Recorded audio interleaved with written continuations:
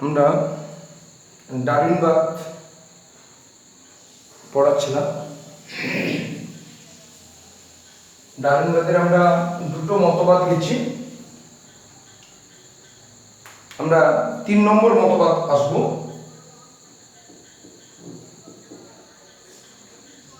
তিন নম্বর মতবাদ হচ্ছে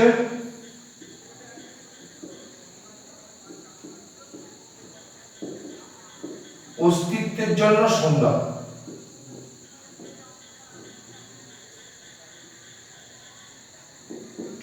স্ট্রাগল ফর এক্সিস্টেন্স।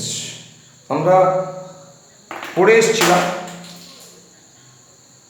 যে একদিকে জীবের জ্যামিতিক ও গাণিতিক হারে বংশবৃদ্ধি, অপরদিকে খাদ্য এবং বাসস্থান সীমিত। এই দুটো কারণের জন্য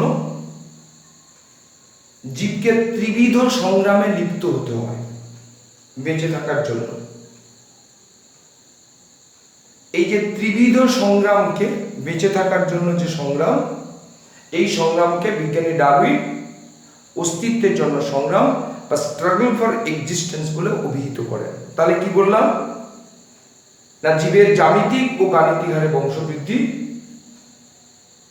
এবং খাদ্য ও বাসস্থান সীমিত হওয়ার জন্য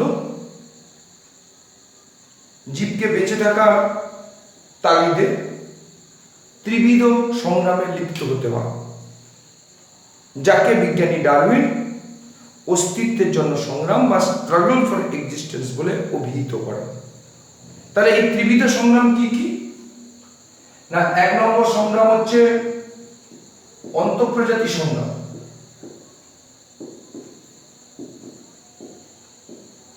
বা একে বলা হয় ইন্ট্রাস্পেসিফিক স্ট্রাগল।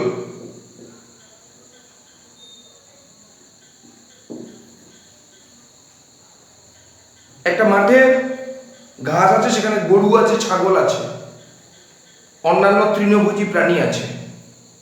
গরু আর গরুর মধ্যে যখন সংগ্রাম, তার মানে একই প্রজাতির মধ্যে যখন সংগ্রাম, তখন আমরা তাকে বলবো কি ইন্ট্রাস্পেসিফিক স্ট্রাগল।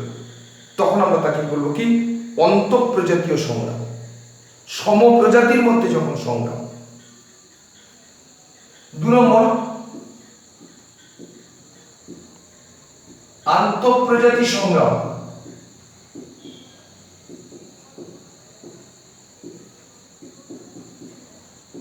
Inter specific struggle.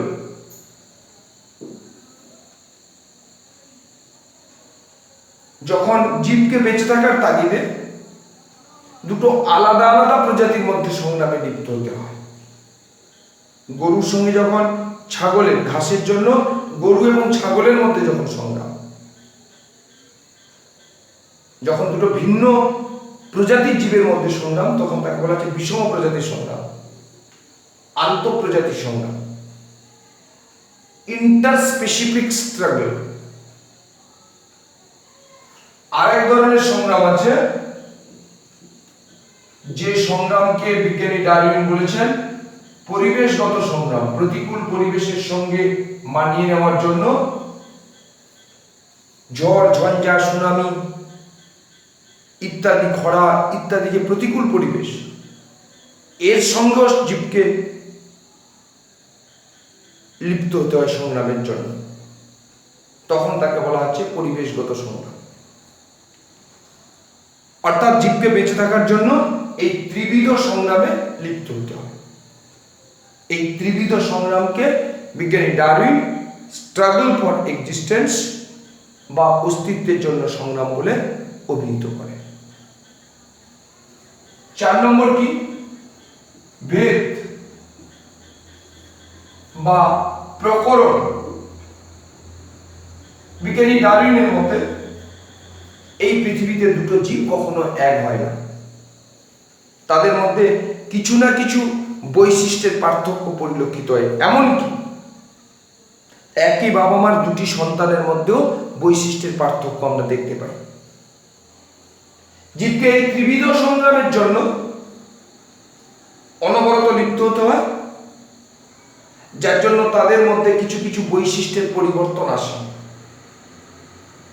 এই যে আলাদা আলাদা বৈশিষ্ট্য সম্পন্ন জীব, যাকে বিজ্ঞানী ডারউইন ভেদ বা প্রকরণ বলে অভিহিত করেন। এবং এই ভেদ বা প্রকরণকে বিজ্ঞানী ডারউইন দুটো ভাবে ব্যাখ্যা করেন। একটা হচ্ছে অনুকূল ভেদ এবং অপরটা হচ্ছে প্রতিকূল ভেদ। যে সকল ভেদ বা প্রকরণ মানে নতুন বৈশিষ্ট্য জীবের জীবন সংগ্রামের পক্ষে অনুকূল, তাদেরকে বলা হবে অনুকূল ভেদ। যে সকল ভেদ বা প্রকরণ জীবের জীবন সংগ্রামের পক্ষে সহায়ক নয়, তাদেরকে বলা হবে প্রতিকূল ভেদ। আমাদের এই গ্রীষ্ম প্রধান দেশে যে কুকুরগুলো থাকে, তাদের লোমগুলো ছোট ছোট হয়, তার মানে এই পরিবেশে বেঁচে থাকার জন্য এই বৈশিষ্ট্যটা তার ক্ষেত্রে অনুকূল ভেদ। অপরপক্ষে শীত প্রধান দেশে যে কুকুরগুলো, তাদের হচ্ছে লোমগুলো বড় বড়, শীত প্রধান দেশে বড় লোমওয়ালা যে কুকুর, তাদের ওই পরিবেশে বেঁচে থাকার জন্য ওই বৈশিষ্ট্যটা অনুকূল। যদি উল্টোটা হয়, বড় লোমওয়ালা কুকুর যদি এখানে আসে আর ছোট লোমওয়ালা কুকুর যদি শীত প্রধান দেশে যায়, তাহলে তখন কিন্তু প্রতিকূল ভেদ। অর্থাৎ জীবের জীবন সংগ্রামের পক্ষে যে সকল ভেদ বা প্রকরণ নতুন বৈশিষ্ট্য জীবন সংগ্রামের পক্ষে উপযোগী, তাদেরকে বলা হবে অনুকূল ভেদ।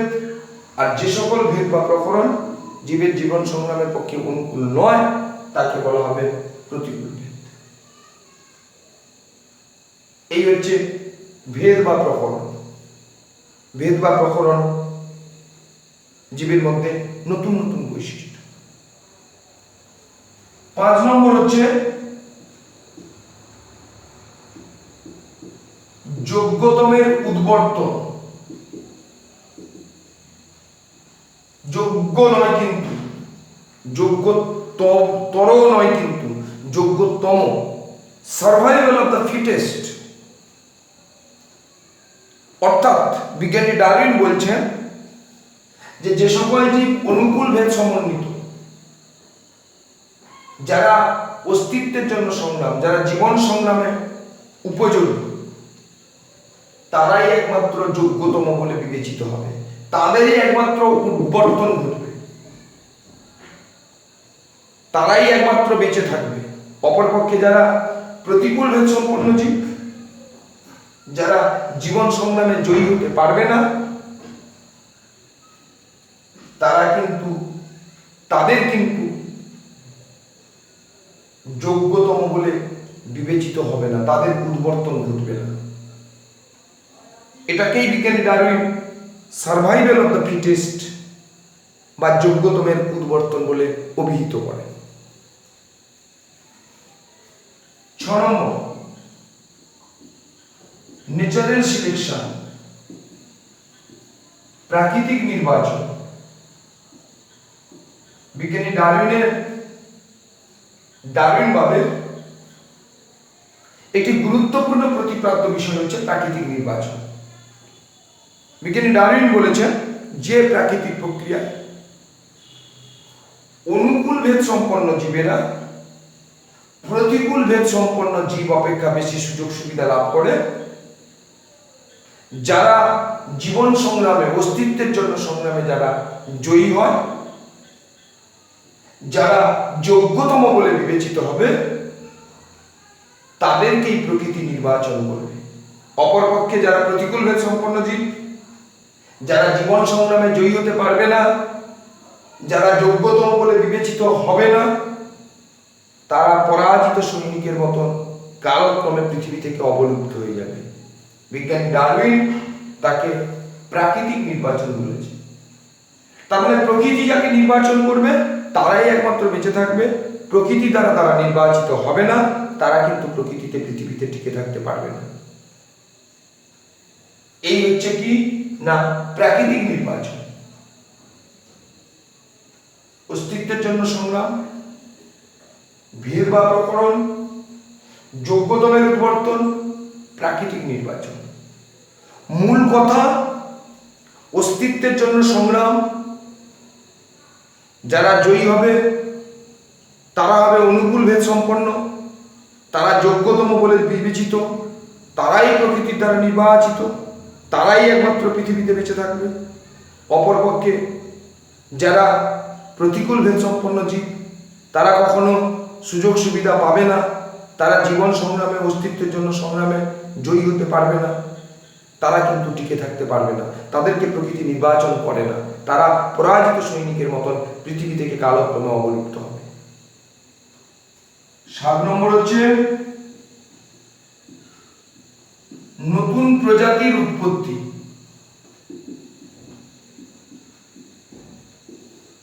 এই হচ্ছে তার পি জনু। এখান থেকে যখন F1 জনু যখন তৈরি হবে, ক্ষুদ্র ক্ষুদ্র ভেদ বা প্রকরণ এখানে সঞ্চিত হবে, F2 তে সঞ্চিত হবে, F3 তে সঞ্চিত হবে।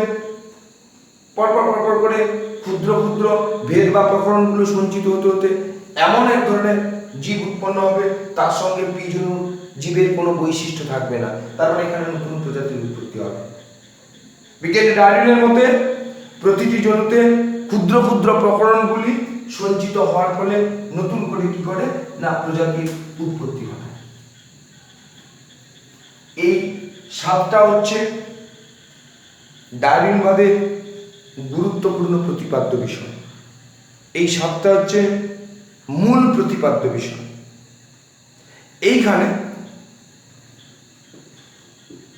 জিরাফের লম্বা গ্রীবা, আমরা যখন ল্যামারবার্গ পড়েছিলাম তখন আমরা পড়েছিলাম কি না জিরাফের খর্বগ্রীবা ছিল, তারা মাটির ঘাস খেত।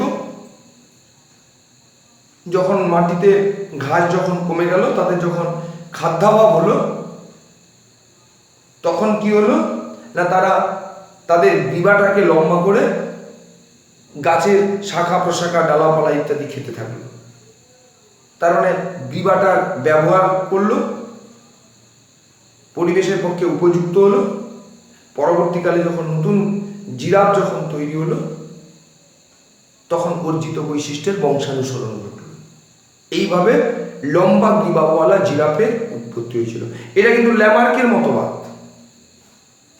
বিজ্ঞানী ডারউইন কি বলছেন না এই পৃথিবীতে 2 ধরনের গ্রীবা ছিল, গ্রীবাওয়ালা জিরাফ ছিল। একটা হচ্ছে খর্বগ্রীবাওয়ালা আর একটা হচ্ছে দীর্ঘ গ্রীবাওয়ালা জিরাফ। অনুকূল ভেদ সম্পন্ন কারা না দীর্ঘ গ্রীবাওয়ালা জিরাফ।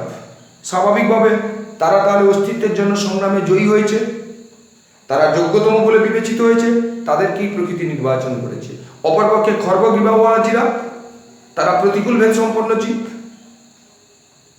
তারা জীবন সংগ্রামে জয়ী হতে পারেনি, তারা যোগ্যতম বলে বিবেচিত হয়নি, তারা প্রকৃতির দ্বারা নির্বাচিত না হওয়ার কারণে তারা অবলুপ্ত হয়ে গেছে। তাহলে দেখ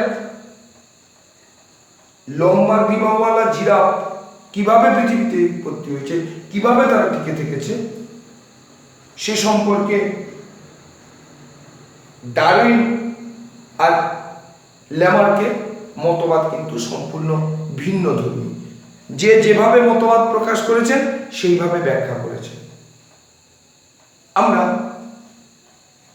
এই ডারউইনবাদের কতগুলো বিপক্ষে যুক্তি, কতগুলো ত্রুটি পড়ব, কতগুলো ডিমেরিটস পড়ব, কতগুলো সমালোচনা পড়ব। 1 নম্বর, খাতায় লিখে নিবি।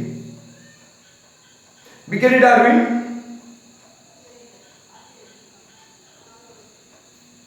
প্রকরণ বা ভেদের কথা উল্লেখ করেছেন, কিন্তু এই ভেদ বা প্রকরণ কিভাবে সৃষ্টি হয়েছে সেই সম্বন্ধে কিন্তু কোনো আলোকপাত করেননি। তাই তো এখানে আমরা ভেদ বা প্রকরণ বলেছি, কিন্তু সেই ভেদ বা প্রকরণ কিভাবে উৎপত্তি হয়েছে তার কিন্তু আলোকপাত করেননি। শুধুমাত্র তাই নয়, জননকোষ এবং দেহকোষের যে প্রকরণ তাদেরকেও কিন্তু তিনি পার্থক্য করতে পারেননি। Somatic variation and germinal variation আমরা বলি, তাদেরও কিন্তু কোনো পার্থক্য করেনি। তাহলে 1 নম্বর পয়েন্ট কি লিখবি? লিখে নিবি যে বিজ্ঞানী ডারউইন ভেদ বা প্রকরণের কথা বললেও প্রকরণের উৎপত্তি সম্পর্কে কোনো ব্যাখ্যা দিতে পারেন। Full stop. বিজ্ঞানী ডারউইন জননকোষ এবং দেহকোষের প্রকরণকে আলাদা করেননি। 1 নম্বর ডিবেট। 2 নম্বর, বিজ্ঞানী ডারউইন পৃথিবীতে জীব টিকে থাকবে কি করে সেই সম্বন্ধে বলেছেন। প্রাকৃতিক নির্বাচন, যোগ্যতমের উৎপত্তন, অস্তিত্বের জন্য সংগ্রাম ইত্যাদি ইত্যাদি ইত্যাদি, অনুকূল ভেদ, প্রতিকূল ভেদ ইত্যাদি। কিন্তু জীবনের উৎপত্তি কিভাবে হয়েছে সেই সম্বন্ধে কিন্তু কোনো ব্যাখ্যা আলোকপাত করেন। তাহলে 2 নম্বর কি লিখবি? বিজ্ঞানী ডারউইন জীবের পৃথিবীতে টিকে থাকার কথা, বেঁচে থাকার কথা বললেও পৃথিবীতে কিভাবে জীবের উৎপত্তি হয়েছে সেই সম্বন্ধে কোনো আলোকপাত করেন না। 3 নম্বর, বিজ্ঞানী ডারউইন ছোট ছোট প্রকরণের উপর গুরুত্ব দিয়েছেন, বৃহৎ প্রকরণের উপর কোনো গুরুত্ব দেননি। আমরা জানবো পরে বৃহৎ প্রকরণ জীব সৃষ্টির ক্ষেত্রে গুরুত্বপূর্ণ ভূমিকা পালন করলেও ছোট প্রকরণের কিন্তু কোনো ভূমিকা নেই। কিন্তু বিজ্ঞানী ডারউইন এই ছোট ছোট প্রকরণের উপর গুরুত্ব আরোপ করেছেন। তাহলে 3 নম্বর কি লিখবি? জীবের উৎপত্তির ক্ষেত্রে বৃহৎ প্রকরণ গুরুত্বপূর্ণ ভূমিকা পালন করে, কিন্তু ক্ষুদ্র ক্ষুদ্র প্রকরণগুলি কোনো ভূমিকা পালন করে না। কিন্তু বিজ্ঞানী ডারউইন ওই ক্ষুদ্র ক্ষুদ্র প্রকরণগুলির উপর বিশেষ গুরুত্ব আরোপ করে। 4 নম্বর, মিউটেশন আমরা পড়ে এসেছি, আকস্মিক পরিবর্তন জিনের, যা একজন থেকে পরবর্তী জনকে সঞ্চারিত হয়, তার ফলে জীবের সৃষ্টি হয়। যা যে মতবাদের প্রবক্তা আমরা জেনে এসেছি বিজ্ঞানী হুগো দা ভ্রিস, মিউটেশন তত্ত্বের প্রবক্তা বিজ্ঞানী হুগো দা ভ্রিস। বিজ্ঞানী ডারউইন এই মিউটেশনকে প্রকৃতির খেলা বলে জাস্ট ইগনোর করেছেন, উপেক্ষা করেছেন। এটা কিন্তু ঠিক করেন। তাহলে আমরা 4 নম্বর কি বলবো? জীবের উৎপত্তির ক্ষেত্রে মিউটেশন বা পরিব্যক্তি গুরুত্বপূর্ণ ভূমিকা পালন করে এবং মিউটেশন তত্ত্বের প্রবক্তা বিজ্ঞানী হুগো দা ভ্রিস। কিন্তু বিজ্ঞানী ডারউইন এই মিউটেশনকে প্রকৃতির খেলা বলে উপেক্ষা করেছে। এইগুলো হচ্ছে ত্রুটি। এই ত্রুটিগুলো আমি যেগুলো বললাম সেগুলো খাতায় নোট করে নিস। এই ত্রুটির কারণে আমরা এবার যেটা পড়ব, নয়া ডারউইনবাদ বা নিও ডারউইনিজম বা আমরা একে বলি modern synthetic theory of evolution, অভিব্যক্তির নয়া সংশ্লেষবাদ। কতজন বিজ্ঞানী, যেমন হচ্ছেন বিজ্ঞানী দা ভ্রিস, বিজ্ঞানী গোল্ডস্মিথ,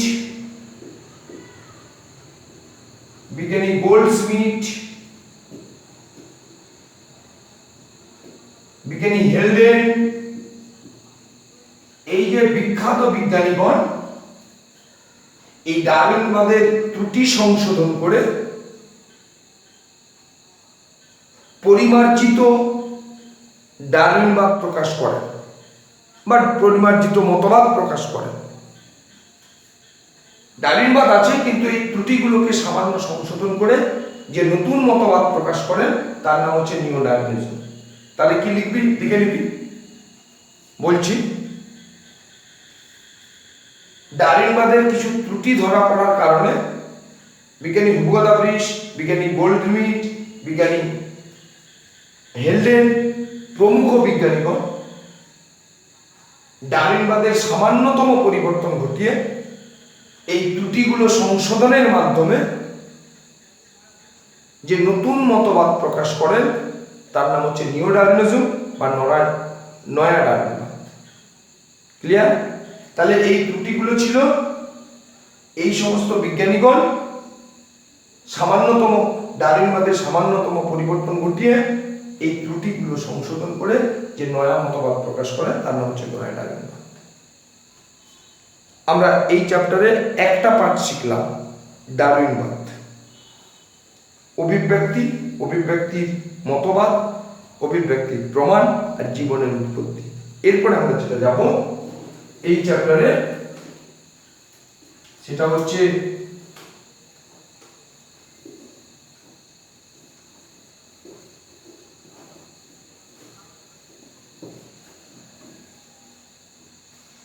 আচরণ এবং অভিযোজন, বিহেভিয়ার অ্যান্ড অ্যাডাপ্টেশন। আমরা প্রথমে যাব বিহেভিয়ার, আচরণ। পরিবেশের কোনো সিগন্যাল, ইঙ্গিত, যাচ্ছি কোনো একটা খারাপ গন্ধ আসছে, নাকটা বন্ধ করি, কোনো ভালো গন্ধ রিলিজ করি, উপভোগ করি, কোনো জায়গায় কোনো কোলাহল হচ্ছে বিরক্তি প্রকাশ করি, কোনো ভালো গান হচ্ছে মুগ্ধ হই। এই যে ইঙ্গিত, বা আমাকে কোনো জীব আক্রমণ করতে এলো, কোনো প্রাণী আক্রমণ করতে গেল, আমি তার বিরুদ্ধে প্রতিরোধ ব্যবস্থা গ্রহণ করি, আমি নিজেকে আত্মরক্ষা করি। এই যে কাজগুলো, এই কাজগুলো আমাদের স্নায়ুতন্ত্র দ্বারা নিয়ন্ত্রিত হয়। এই যে স্নায়ুতন্ত্র দ্বারা নিয়ন্ত্রিত যে ক্রিয়া, একে আমরা বলবো বিহেভিয়ার, আচরণ। যে কোনো পরিবেশের ইঙ্গিত বা অন্য কোনো প্রাণী আক্রমণ করলে আমাদের মধ্যে যে স্নায়ুতন্ত্রের দ্বারা নিয়ন্ত্রণাধীনে যে ক্রিয়া সৃষ্টি হয়, সেই ক্রিয়াটাকে আমরা কি বলবো? আচরণ। তাহলে আচরণ কি না? পরিবেশের বিভিন্ন প্রকার ইঙ্গিত,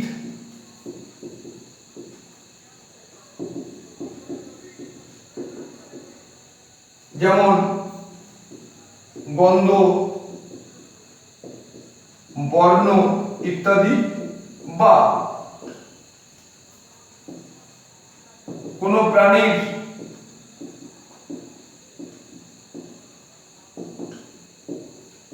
আক্রমণে বা অন্য কোনো প্রাণীর আক্রমণে প্রাণীদের মধ্যে স্নায়ুতন্ত্র দ্বারা নিয়ন্ত্রিত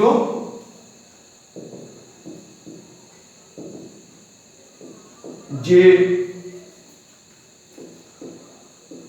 ক্রিয়া সৃষ্টি হয় তাকে বিহেভিয়ার বা তাকে আচরণ বলে। এই আচরণের সঙ্গে সঙ্গে আমরা চলে আসব অভিযোজন, অ্যাডাপ্টেশন। আমরা জানি যে কোনো একটা নির্দিষ্ট পরিবেশে বেঁচে থাকার জন্য, বংশবৃদ্ধির জন্য জীবকে তার বৈশিষ্ট্যের পরিবর্তন ঘটাতে হয়। সমতল থেকে কোনো একটা মানুষ যদি পাহাড়ে যায়, তাহলে সে তার কিছু বৈশিষ্ট্যের পরিবর্তন ঘটায়। পাহাড় থেকে যদি সমতলে আসে, কিছু পরিবর্তন ঘটায়। কোনো একটা পরিবেশ থেকে কোনো একটা উদ্ভিদকে যদি অন্য কোনো পরিবেশে রোপণ করা হয়, সেও তার কিন্তু বৈশিষ্ট্যের পরিবর্তন ঘটায়। তার কারণ হচ্ছে কি না, যে পরিবেশে এলো, যে নতুন পরিবেশে এলো, সেই নতুন পরিবেশে তাকে মানিয়ে নিতে হবে, সেই নতুন পরিবেশে তাকে বংশবৃদ্ধি করতে হবে। কোন কোন বৈশিষ্ট্যের পরিবর্তন? তার অঙ্গ সংস্থানগত বৈশিষ্ট্যের পরিবর্তন, তার শারীরবৃত্তীয় ক্রিয়ার পরিবর্তন, তার আচরণগত পরিবর্তন। তার আচরণের পরিবর্তন আসতে পারে,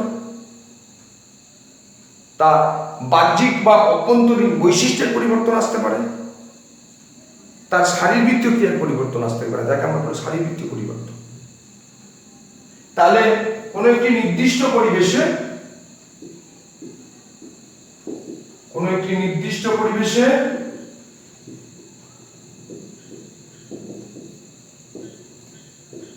জীবকে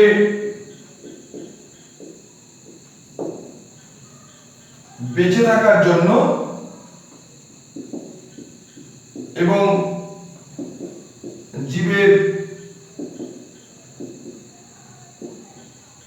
বংশবৃদ্ধির জন্য জীবের মধ্যে যে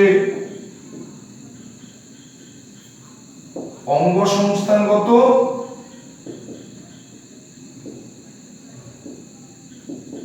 শারীরবৃত্তীয়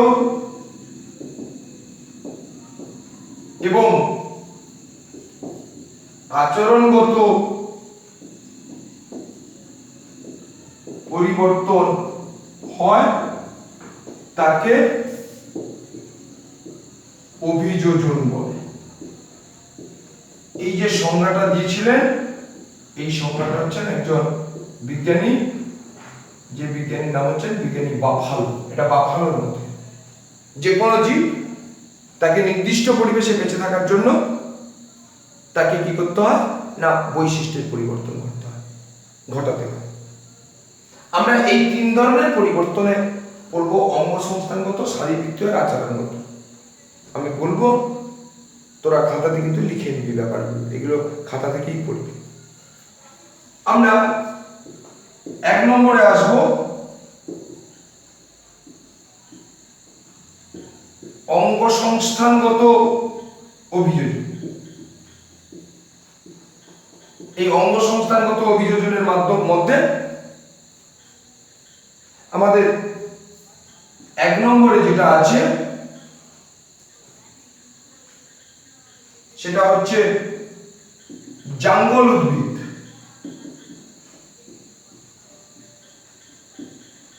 বা এদেরকে আমরা কি বলি না, এদেরকে আমরা বলি জেরোফাইট। তারা জেরোফাইট কাদের বলে সব লিখে নিবি কিন্তু। যে সকল উদ্ভিদ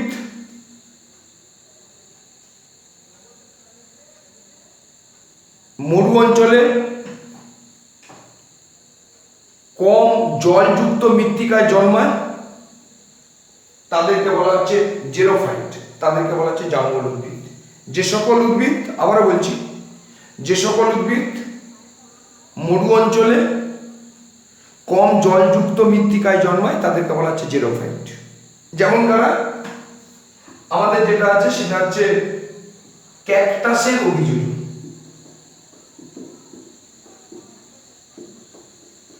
ক্যাকটাস হচ্ছে জেরোফাইটিক প্ল্যান্ট, এক ধরনের জঙ্গল উদ্ভিদ। এদের মূল টার্গেট কি? এদের উদ্দেশ্য হলো জল বেশি পরিমাণে শোষণ করবে কিন্তু বাষ্পমোচনের সাহায্যে জল ত্যাগ করবে কম। এদের লক্ষ্য উদ্দেশ্য হচ্ছে যে দেহে জলটাকে সঞ্চিত করে রাখা, যাতে জলের বাষ্পমোচন না হয়, জল যাতে খরচ না হয়, আর জলটা কি করবে না বেশি পরিমাণে শোষণ করবে, যেহেতু মৃত্তিকায় জলের পরিমাণ খুব কম। তাহলে এদের অভিযোজনগুলো কি কি? 1 নম্বর, তাহলে জঙ্গল উদ্ভিদ লিখেছি সংজ্ঞা। 1 নম্বর, ক্যাকটাস জাতীয় উদ্ভিদের মূল মাটির গভীরে বহুদূর পর্যন্ত বিস্তৃত হয়, ফলে জল শোষণ করতে সমর্থ হয়। 1 নম্বর, ক্যাকটাস জাতীয় উদ্ভিদ মাটির গভীরে বহুদূর পর্যন্ত বিস্তৃত লাভ করে এবং মাটি থেকে জল শোষণ করতে পারে। 1 নম্বর। 2 নম্বর, আমরা জানি পাতার মাধ্যমে উদ্ভিদ তার প্রয়োজন অতিরিক্ত জল বাষ্পাকারে দেহের বাইরে নিয়ন্ত্রণ করে, দেহের বাইরে নির্গত করে। তাহলে এদের দেহের বাইরে নির্গত হলে তো হবে না, কি লিখবো তাহলে 2 নম্বর পয়েন্ট? না ক্যাকটাস জাতীয় উদ্ভিদের পাতা কাঁটায় রূপান্তরিত হয়, ফলে বাষ্পমোচনের হার হ্রাস পায়। যেটুকু কম সংখ্যক পাতা থাকে সেই পাতার পত্ররন্ধ্র নিমজ্জিত প্রকৃতির। তাহলে ক্যাকটাস জাতীয় উদ্ভিদের পাতা কাঁটায় রূপান্তরিত হয়, ফলে এদের বাষ্পমোচনের হার হ্রাস পায়। যেটুকু কম সংখ্যক পাতা উপস্থিত থাকে পত্ররন্ধ্র নিমজ্জিত প্রকৃতির। 3 নম্বর, তাহলে পাতা কাঁটায় রূপান্তরিত হলো তো সালোক সংশ্লেষ কি করে হবে? না ক্যাকটাস জাতীয় উদ্ভিদের কাণ্ড চ্যাপ্টা প্রসারিত সবুজ পাতার ন্যায় এই রকম কাণ্ডকে বলা হয় পর্ণকাণ্ড। এর সাহায্যে ক্যাকটাস জাতীয় উদ্ভিদ সালোক সংশ্লেষ সম্পন্ন করে। তাহলে ক্যাকটাসের কাণ্ড হচ্ছে সবুজ, চ্যাপ্টা, প্রসারিত পাতার ন্যায়, এই রকম কাণ্ডকে বলা হয় পর্ণকাণ্ড। এর সাহায্যে ক্যাকটাস জাতীয় উদ্ভিদ কি করে? সালোক সংশ্লেষ করতে পারে। 4 নম্বর, ক্যাকটাস জাতীয় উদ্ভিদের কাণ্ডের কোষে মিউসিলেজ থাকে। এই মিউসিলেজ জল সংরক্ষণে গুরুত্বপূর্ণ ভূমিকা পালন করে। প্রথমে জাঙ্গল উদ্ভিদ লিখবি, যেটা আমি বললাম। তারপরে ক্যাকটাসের অভিযোজন 1 নম্বর, 2 নম্বর, 3 নম্বর, 4 নম্বর। এই সমস্ত পরিবর্তনগুলোকে আমরা বলি অঙ্গ সংস্থানগত পরিবর্তন। এই পরিবর্তনের মাধ্যমে ক্যাকটাস জাতীয় উদ্ভিদ মরু অঞ্চলে বেঁচে থাকার জন্য এই সমস্ত পরিবর্তনগুলো সংঘটিত করে। ক্লিয়ার? তাহলে আমরা প্রথমে গেলাম ক্যাকটাসের অভিযোজন, উদ্ভিদের অভিযোজন, জেরোফাইটিক উদ্ভিদের অভিযোজন। আমরা এরপরে যাব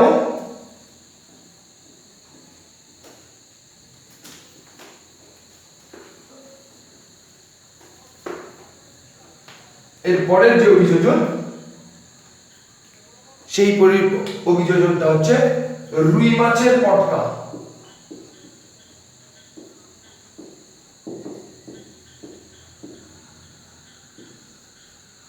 রুই মাছ জলজ প্রাণী, এদের ক্ষেত্রে জলজ অভিযোজন পরিলক্ষিত হয় এবং এরা মুখ্য জলজ প্রাণী। এদের পূর্বপুরুষও জলে ছিল মাছে, বর্তমান এখন এরা জলেই বসবাস করে। এদের জলজ অভিযোজনে আমরা কি কি বৈশিষ্ট্য দেখতে পাই? অনেক বৈশিষ্ট্য আছে, কিন্তু আমাদের সিলেবাসের মধ্যে শুধুমাত্র পটকা আছে। রুই মাছের উদর গহ্বরে